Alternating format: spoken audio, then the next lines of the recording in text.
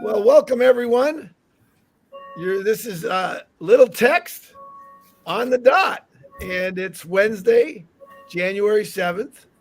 And if you're listening live via Twitter, Twitch, Facebook, LinkedIn, it's amazing, John, how many ways we can connect. And just to just to mention how people are connecting, Tucker Carlson broke all records with his Twitter episode one. He had 180,000, 183 million people or something listen to his Twitter feed. Isn't that amazing? Yeah, my wife was one of those 183 million. She was watching it last night. I saw it this morning, and it's amazing. I wish I would have had this ability back in the day to get your message out. It would have stopped a lot of stories, I guess, back in the day. Yeah. In the newspaper world, when they basically had, control of what they said, and you never could get the last word. I learned that very young, dealing with the media. You never got the last word, but now you do. Yeah, exactly. Yeah. And it's exciting that you and I can, instead of having to get on our knees and go to ABC or CBS or ESPN or whatever and say, oh, please, can you have us on? We're creating our own show as we speak. That's right.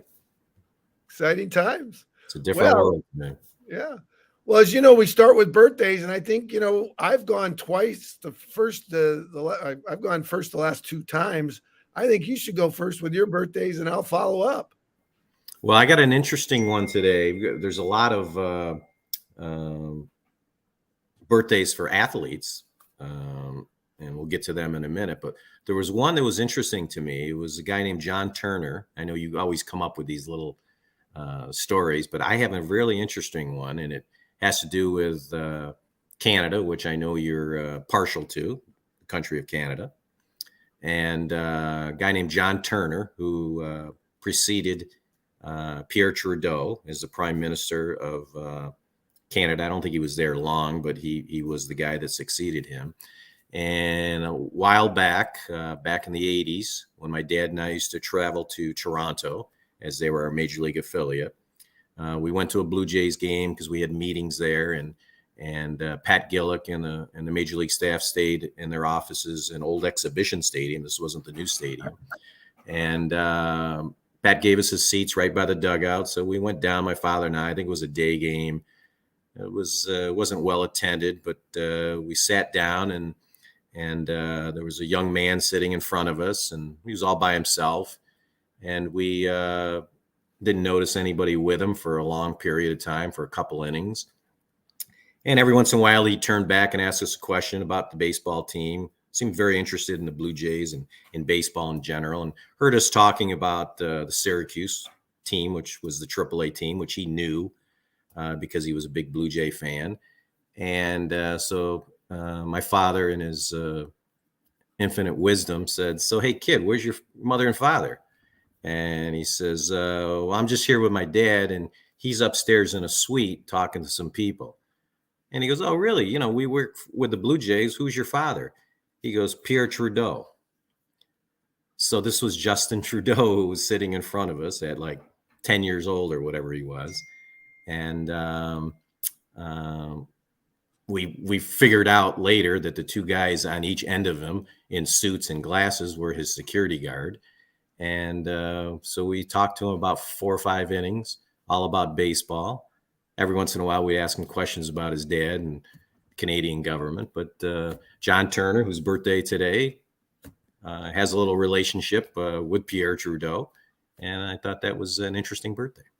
Yeah. Well, I'm going to send this recording to my Uncle Roy, who is married to my mom's sister. They live in Saskatchewan, Saskatchewan, which is where I was born, and also a pretty famous ice hockey player named Gordie Howe from Saskatoon. And I'm going to send Uncle Roy this recording because my Uncle Roy was the premier of Saskatchewan, and he was friends with Pierre Trudeau, and also Jean Chrétien, the other prime minister. And my Uncle Roy I know would appreciate that story that you just shared with the. Little did we know that this guy Yeah, would little, be the little future. did we know that you would be meeting with the future Prime Minister of Canada, Yeah. talking baseball. Yeah, big baseball fan at the time. I don't know if he still is, but Well, he's had his hands full. It's been a crazy, 2 or 3 years for Canada with the whole, shutting down the borders and everything. But thank God the borders are open now. And one of the things that we want to talk about is good news. And the good news is borders are open. We're conducting business. Packages are flowing. Baseballs are flying. Speaking of baseballs, what are your thoughts about? We're not quite halfway there with the Major League Baseball, but if you look at Major League Baseball right now, John, what do you see? I see a lot of parity. I don't see many other than the Oakland Athletics, who may break the all-time losing record. It seems like there's a lot of parity in Major League Baseball. yeah, at Tampa Bay, has the best record in baseball, and I think the Texas Rangers are doing well too as far as a one-loss record. There seems to be a lot of parity. I think you're right, and I think a lot of it has to do with injuries, Michael. There's a lot of. I was just looking. We saw yesterday Jacob deGrom is now going to be out with his second Tommy John surgery, and I looked up before the show that I think there's over 50 players either on the Major League roster or guys that played in the minor leagues last year that are scheduled for Tommy John surgeries this year alone. And did you say 50? 50. And that's just in Major League Baseball. There's probably another 50 in college, which we know happens all the time. And so it just seems like it's an epidemic of arm injuries. I don't know what it is. I talk to my son about this all the time, and I have my theories as far as the players not pitching enough. I know when you played, and I remember when I was growing up, guys threw every day. They threw 150, 140 pitches in a game, and to build up arm strength. Today, it seems like we make them only throw 70, 80, 90 pitches, so they never build up the arm strength to carry them through a full season. It just seems like, maybe there was players that were all done and had arm surgeries back in the 60s and 70s, and we just didn't know it was Tommy John surgery. But it just seems like it's an epidemic of arm problems, and I think that's why teams struggle because now they're bringing up guys from AAA, some of them from AA, and they're getting their experience right in the big leagues right off the bat. And it takes time, as you know. You just can't come into the major leagues and pitch. Very few guys can do that. Yeah, that is true. Well, birthdays. You mentioned the Prime Minister of Canada. That story with the former Prime Minister's birthday, and I've got a few birthdays here. Some famous people you'd mentioned, just to let everyone know. Well, actually, let's start with baseball. Did you know that it was Thurman Munson's birthday today? He was on my list, and with another story, we'll talk about Thurman because I got some great stories. He spent a year here in Syracuse and got some great stories. My dad and myself and him traveling up to Fort Drum to pick him up while he was in the reserves and playing here in Syracuse. But Thurman should be in the Hall of Fame, and maybe we'll have that debate someday about getting Thurman in the Hall of Fame. But happy birthday to Thurman Munson. Yep. He's a great guy. Born in 1947, Thurman, and the great actor who I enjoy. I mean, I every time I watch him, he's a fantastic actor. Liam Neeson's birthday today. Former NFL Oakland Raider running back, and I know he's a pastor, Napoleon Kaufman. It's his birthday today. Remember him? Yeah. Yep. And the great Philadelphia 76er, Georgetown basketball player, Allen Iverson, pardon me, not He was one of my he was one of my son's favorite players. I think I got like 10 Iverson jerseys in my basement. Yeah. From every team that he played for. So every time he got traded or signed as a free agent, I got that jersey. So it's happy birthday to Allen Iverson. And a great Russian tennis player. I don't know if I wonder where she's living today. Probably in Florida, I'm going to guess. But Anna Kournikova, birthday today. I saw that. I actually have her autograph. She did a tennis appearance here in Syracuse, and they were giving away photos of her and back in the day when she was a young tennis player. Yeah. She would do well with the name, image, and likeness today. She would do very well. She would Yes. do very well. She probably still does very well. She's not that old. Exactly. She's catching up to us now. Yeah. And just some personal friends of mine.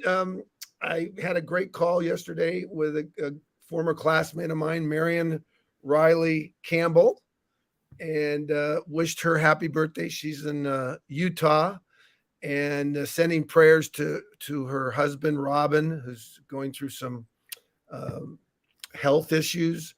But Marion, I've known Marion since my freshman year at Stanford, and she's just a great gal. So happy birthday yesterday to Marion. And today's birthdays, Rick Reynolds, good friend of mine, a networking friend who I met way back in the day. It's his birthday today. Randall Hunt, I met Randall up in Oregon, loves baseball. He's probably coaching right now as we speak. Happy birthday, Randall. Sally Ann Reese, who is an entrepreneur from Canada, loves sports. Sally Ann, happy birthday to you. And she's in the Bay Area. Stephen Rosen, who is coaching. Stephen was coaching at the University of Alabama, who are in the College Baseball World Series. Happy birthday to Stephen Rosen. And I don't know if you're still with Alabama. Congratulations. Happy birthday to Doc Holliday, who played lacrosse at West Point.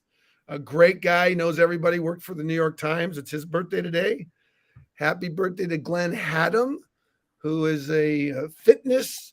Actually, Glenn would be a great guy to connect with Alex, your Alex, John, because he is a fitness a trainer up in Colorado. He does a great job. And happy birthday to one of the famous Stanford football players who helped Stanford win the Rose Bowl back when John Ralston was coaching in the early 70s. Hillary Shockley, who grew up in Southern California, is just a great guy. Happy birthday, Hillary. And happy birthday to my fraternity brother, Chuck Kruger. It's his birthday today. Would be my stepmother's birthday, Nari. My dad's wife, Nari, she would have turned 81. So happy birthday to Nari. Wonderful lady. Yep. And happy birthday to my friend who's very involved in everything in the Bay Area, Clinton Killian. So happy birthday, Clinton. And that's about it. It's your turn. I'm sure you got some birthdays. I've got one more. Herb Score would have been his birthday, a longtime major league pitcher. With the Cleveland Indians, I think, and hurt his arm. Was probably a Hall of Fame career before he got hurt. But an interesting story with Herb during I think it was the '84 strike. We had a lot of major league games, major league announcers come and broadcast the games of their AAA team, and the Blue Jays, who we were affiliated with in Cleveland, I think at the time was Charleston. Sent their big league announcers because they had nothing to do during that strike year.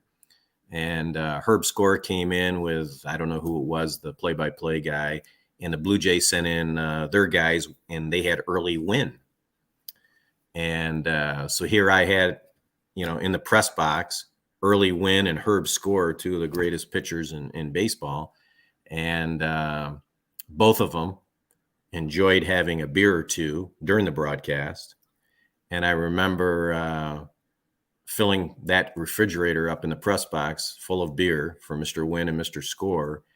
And at the end of each night, there would be a lot of beer gone. And I remember early Win just saying, son, just keep that refrigerator full of beer and we'll be all set. And but those two guys could pound them away pretty good. And we're very nice guys. Oh, yeah. Yeah, Herb Score was quite a pitcher, wasn't he? Yeah, he was. And I don't remember what the injury was, but he He had an arm injury, and I think he won like 20 games, like 3 or 4 years in a row, and that was it. But he ended up having a great broadcasting career. I think is in the Indians Hall of Fame, and Early Wynn obviously is in the Baseball Hall of Fame, and broadcasted for the Blue Jays for a number of years. Well, I wanted to just kind of the topics we were going to cover here. I wanted to congratulate Rose Zhang, who went out this past weekend, her first professional golf tournament after winning back-to-back national championships as a golfer in college. And her first professional tour, she goes out and wins it. It went into extra. Don't call it extra innings. It went to what do you call it in golf? Sudden death, maybe. I don't know. Sudden death or whatever. And she won it. And you predicted that. You predicted that. Yeah. Well, she's potentially is going to erase all the golfing records. I mean, she's on track here. She keeps this up for the next 2 or 3 decades. Rose Zhang is going to be at the top of all the leaderboards in golf. I mean, it's pretty amazing. It's interesting when you watch her walk down the fairway. She shows no emotion, but then obviously when something, that the crowd gets happy with, wow, she has a nice smile. So it's nice to see her go from stone face to she has a nice smile. So that's good to see that. Unlike, and it's funny you said that, because people ask me, why don't I like Rory McIlroy? And did you ever see the way he walks?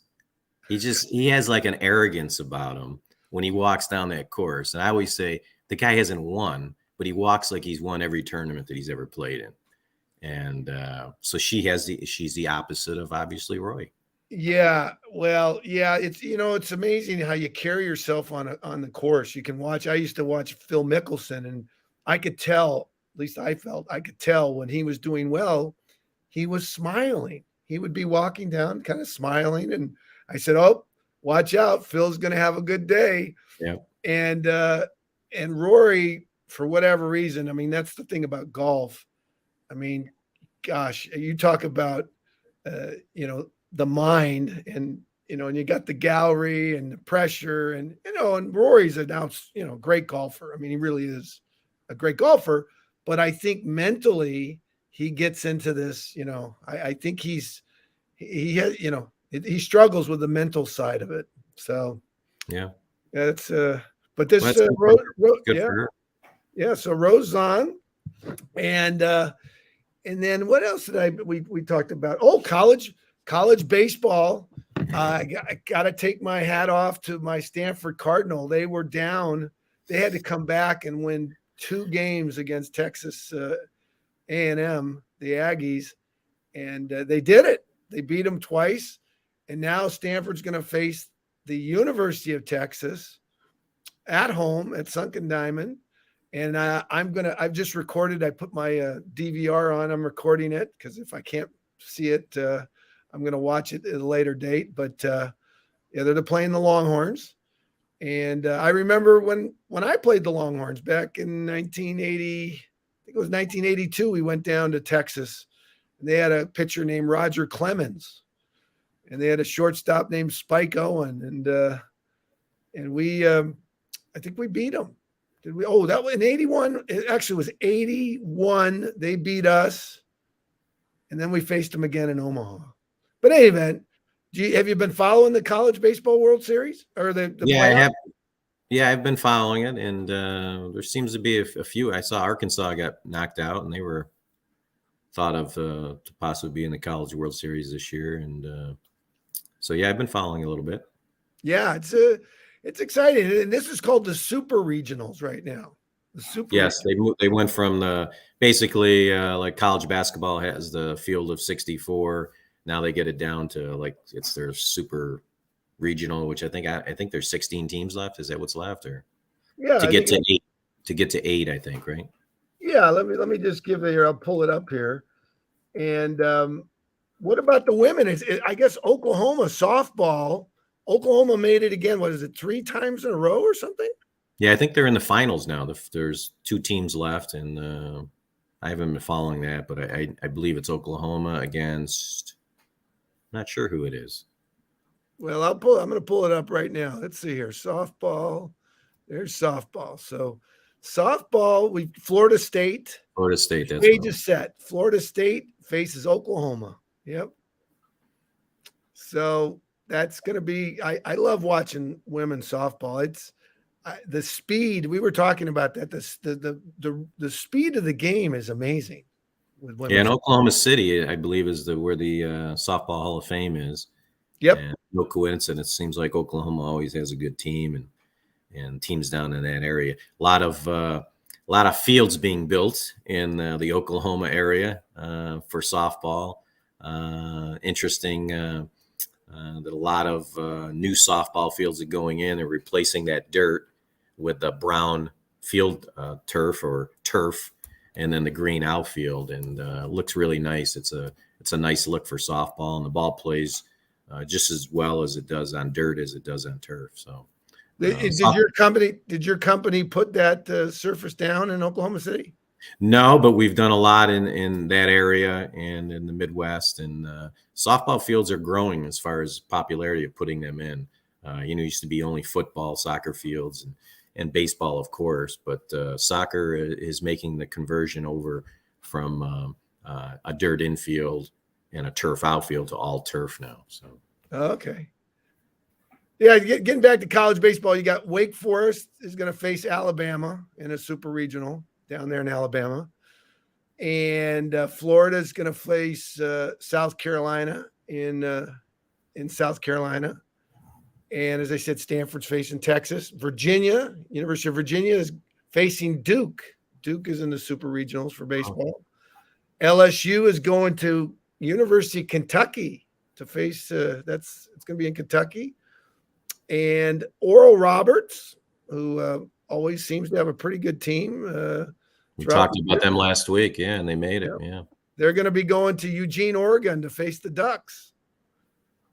And Tennessee, the Volunteers are going to Southern Miss, Hattiesburg. They're in the super regionals. I was just there because my Raider teammate Ray Guy last year passed away, and he had a memorial service. And I'd never been to Hattiesburg, and I was driving through, just happened to be driving through Mississippi, John, at that time, and went down to Hattiesburg. Beautiful campus, beautiful football stadium. I didn't get a chance to see the baseball stadium, but the University of Tennessee is taking on the Southern Miss in baseball. Tennessee had one of Alex's clients, Seth Stevenson, who was drafted by the Tigers last year, and he played at that Tennessee program with there's a new coach there that took over, and Tennessee baseball has been pretty good the last 3 or 4 years, and they've had some pretty good players. Yep. And then the Cinderella team, Indiana State, John, it made it to the super regionals, and they're going to be facing the Horned Frogs at TCU. That's a tough matchup. Yeah, but they're, TCU's had a good program as well down there. They've stolen a lot of players from the University at Texas, and that'll be a tough matchup for Indiana State. I'm sure Larry Bird's going to be happy, right? His alma mater. Right. Wrong sport though, but TCU is a good program, and the Texas team has a young man named Tanner Witt, who was the son of Kevin Witt, who played in Syracuse for a number of years and made it to the big leagues with Toronto and Detroit and a few other teams. His son Tanner had Tommy John surgery a couple of years ago, and has come back and is helping that Texas team hopefully get to the College World Series. Mm-hmm. Well, and I just because what I wanted to just talk about some of the things that have happened has happened in sports this past weekend. Viktor Hovland. I watched Viktor Hovland. If any of you don't know his name, he is a golfer from Norway who went to school at Oklahoma State, by the way, and he won the Memorial Tournament. And I watched Jack Nicklaus congratulate Viktor Hovland. I heard there were 130,000 golfers in Norway glued to their television set to see Viktor Hovland win the Memorial Tournament. He's only 25, I think, a young guy. and Yeah. he was for the PGA Championship. I think he was right there at the end and kind of faded, but he's a very good golfer, and he's a guy every weekend you gotta look at because he's been in the top 10. It seems like every event, and he finally won one last week. Yeah, and we were talking earlier about a player's how they carry themselves, their I kind of their physiology, how he walks, how he you can just look at a person. And Viktor Hovland, when he's walking that course, you just feel like he's in the zone. And so I think he's going to have a great career. As you said, he's only 25 years old. So congratulations to Viktor. And Coco Gauff, she is playing in the French Open. Has she played? Do you know much about Coco Gauff? Yeah, I follow tennis. I for some reason I never watched the French Open. I'll watch Wimbledon and the Australian Open because that's that time of the year where there's nothing on TV, it seems like, and there's tennis on at like 2:00 in the morning, so you can watch it, or 5:00 in the morning. But yeah, she's a pretty good player, and I guess Wimbledon follows the French Open, so we'll look forward to that. Yeah, Coco Gauff, and they play on that clay surface in the French Open, so different type of surface. Max Verstappen, he continues to win. I guess he's won. I mean, he just keeps winning the Formula One. It's amazing. So he just won the Spain Grand Prix, and right after the week before the Monte Carlo. So I guess he's got the right technology or something. Max Verstappen just keeps winning on the Formula One. Or he's a good driver, right? They don't drive an oval though, do they? They drive like you're driving through a city or something. Exactly. It's a different. Yeah. So you got to be a good driver. Oh yeah. Yep. And Manchester City won the what do they call it? The Cup in England. Yeah, I'm not a big FA Cup. The FA Cup. FA Cup. I sell soccer fields, but I'm not a big soccer guy. Well, you know what? We have to be. It's the world's most popular sport, John. Well, that's what they say. I got a shout out to, because people in England might be listening. So happy. I should say congratulations to Manchester City for winning the FA Cup. I think it was their 7th consecutive. And then we would be remiss to talk about it. I can't believe that the Heat, I mean, they came back, the Miami Heat, after taking a drubbing by the Nuggets, the Denver Nuggets, went up 1-0, 1-0, and the Heat came back and beat them in Denver. What about that? I would never thought that the Heat would beat them.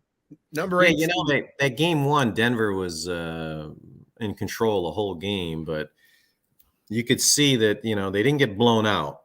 Miami kept it close. I mean, they were down by 8 with I think a couple minutes left in that game, and ended up losing by 15 at the end with foul shots and stuff. But Miami, other than that beginning of the game, kept it close. And then, they had to win game 2, and, Jimmy Butler and the shooters that they had came through, and it's thought that Tyler Hero might be back, one of their better shooters, better players for tonight's game, game 3.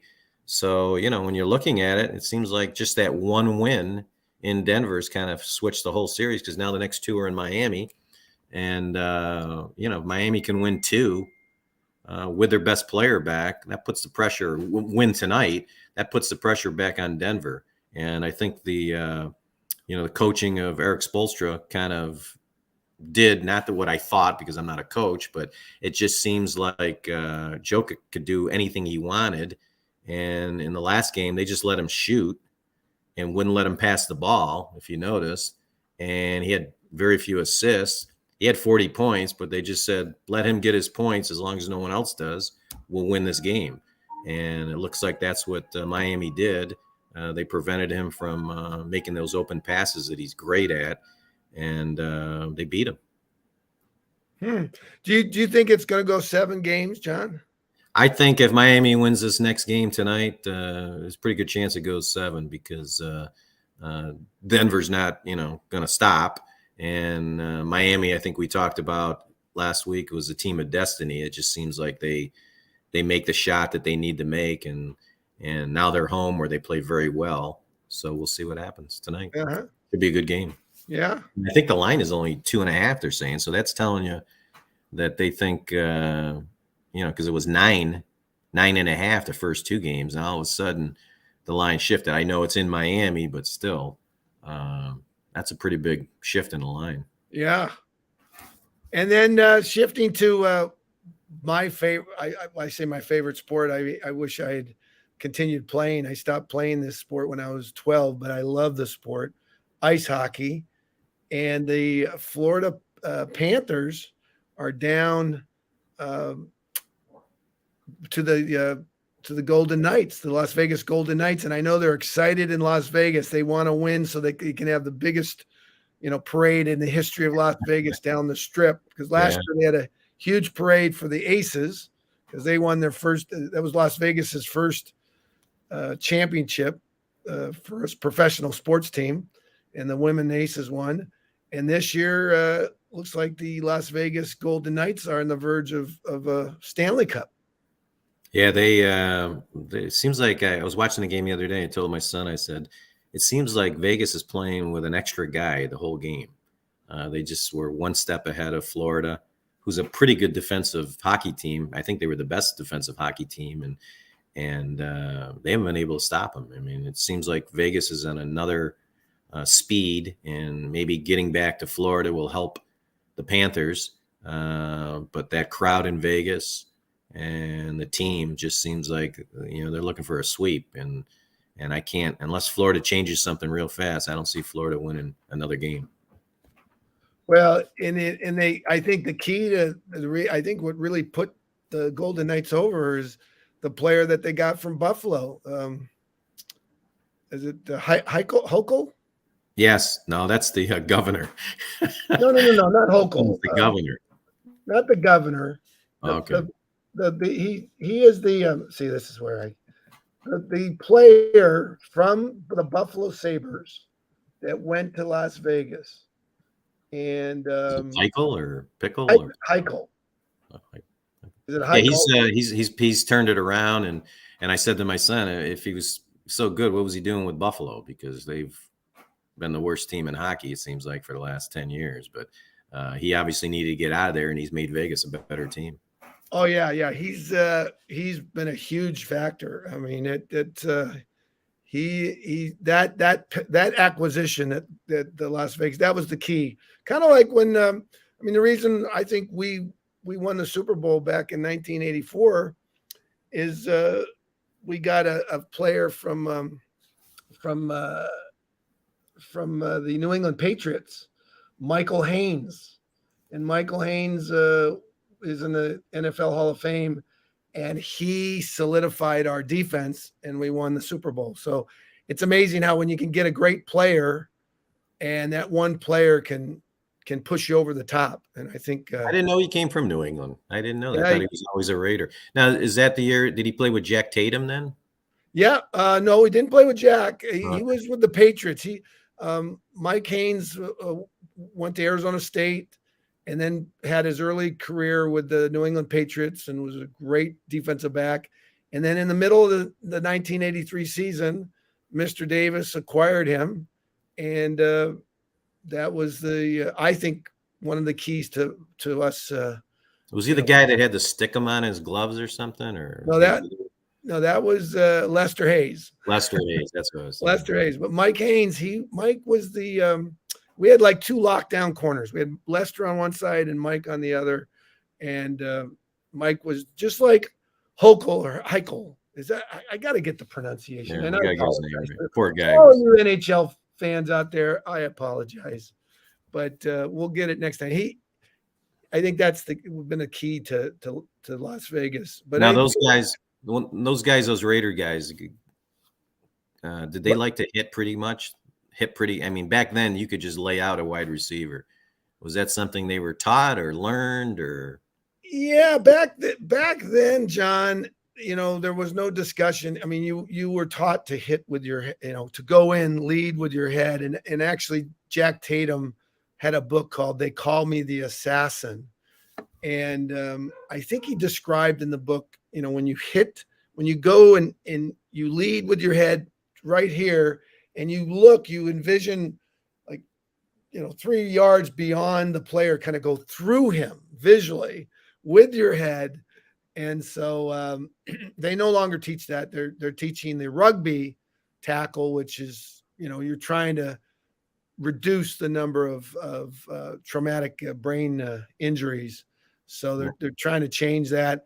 And actually, Troy Vincent, was a great defensive back, he said the future of football is going to be flag football. So I think you're going to see the hitting of the head is going to continue to be less and less because of the knowledge that you got to take care of the brain. I mean, now, did a lot of those Raider guys even play like that in practice? Did they lay you out? No, You're a practice guy, right? So to Mr. Davis's credit, the worst thing that could happen would be any injuries in practice. You just do not want to have anyone injured in practice. And when you see this in all sports, someone gets injured in practice, that's just something you just do not want. You want to. You didn't have to worry about going out for a pass then.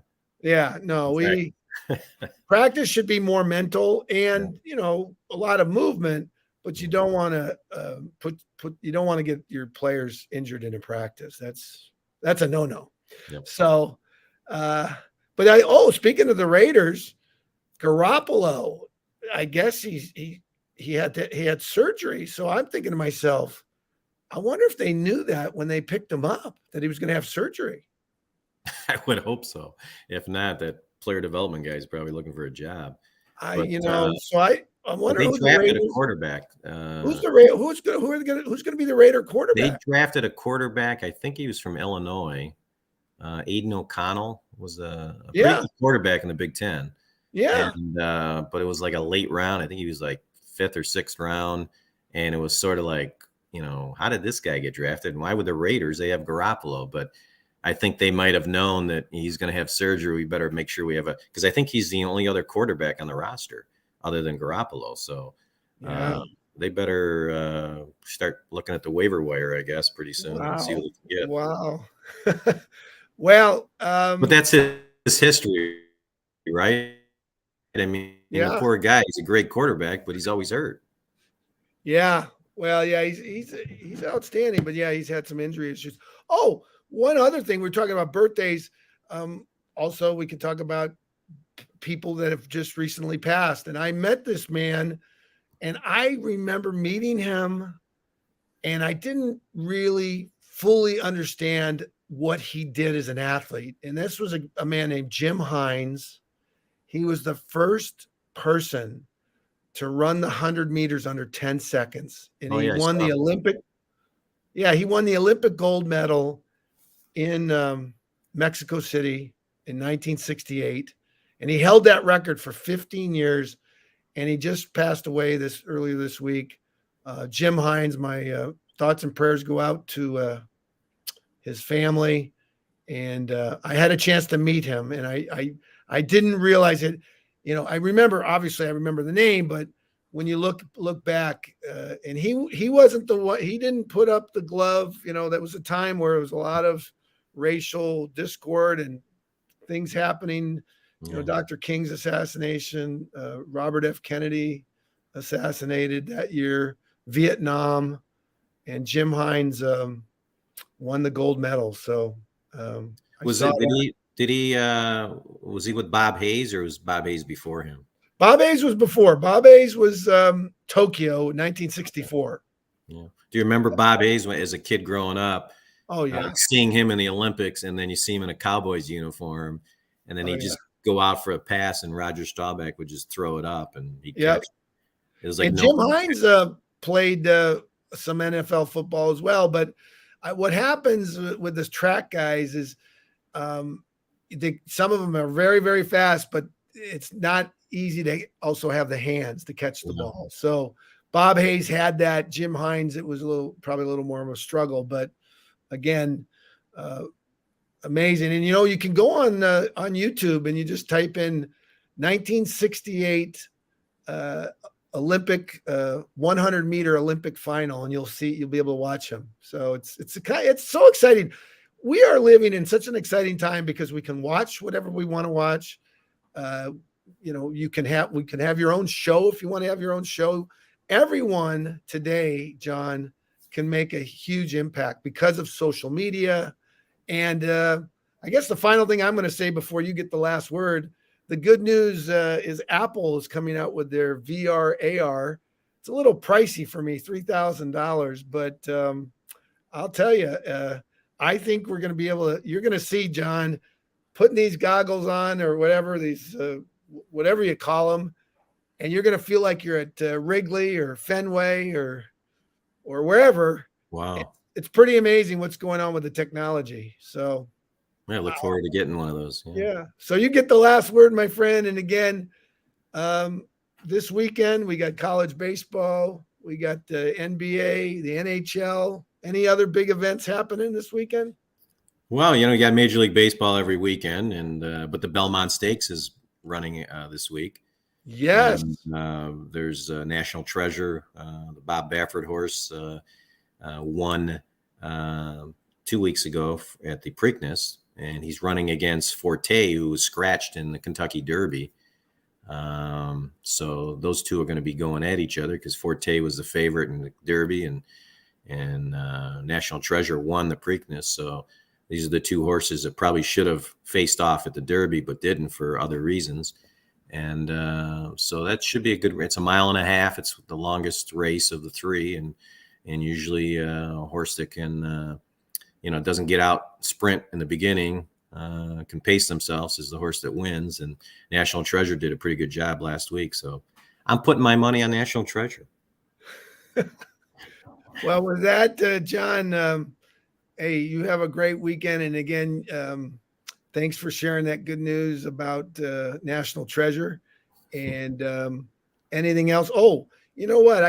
We do want to talk about our sponsors. And why don't you talk a little bit about it? Anything sponsors that you want to talk about here?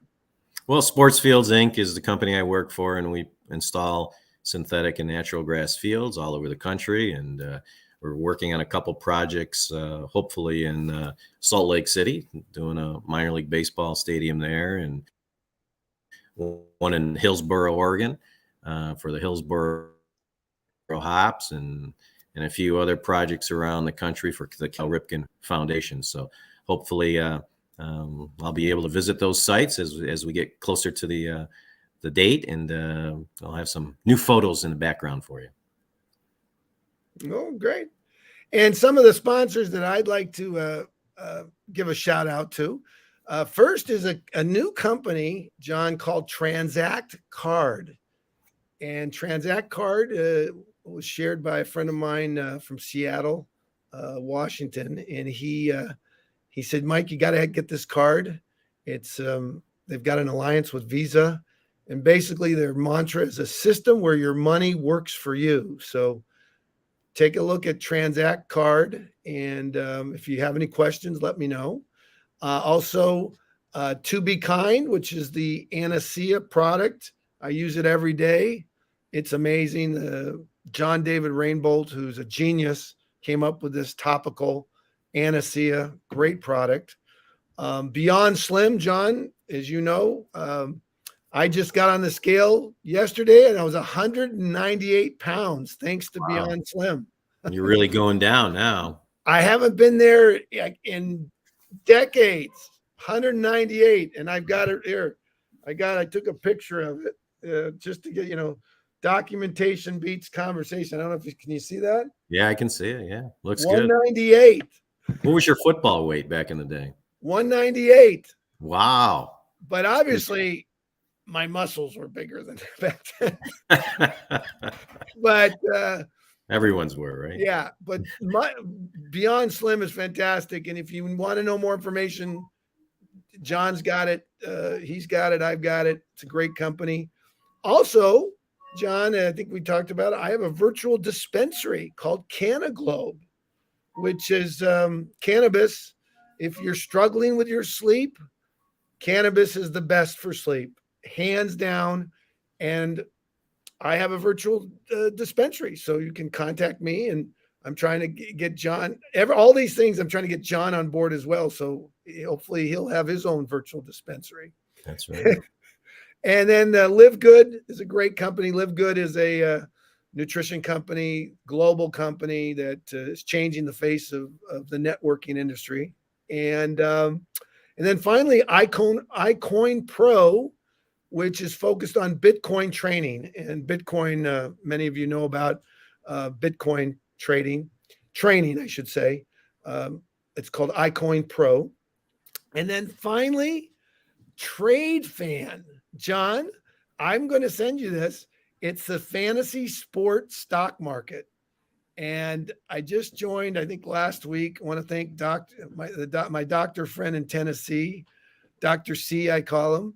He got me involved. I don't know much about fantasy sports, John, but it's free to join, and I'll send you the link as well. So those are the things that I'm excited about. And again, John, you get the last word, and I'm going to get off the screen here because I like to exit stage left or right. Well, I wanted to tell that Munson story before we get off. Tell that Munson story. So you take it on.